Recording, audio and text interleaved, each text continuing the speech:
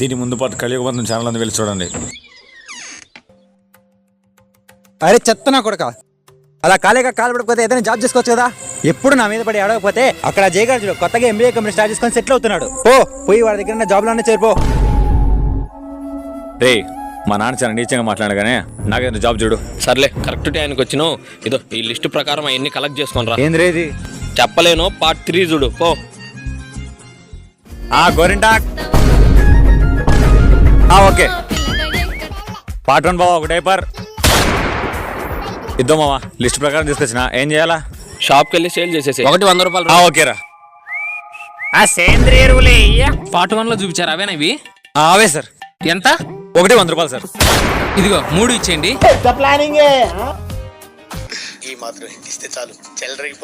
Part 1, 2 చూసారా? 3, 4 చూసారా? మరెందుకు ఇంకా ఇదే చూస్తున్నారు?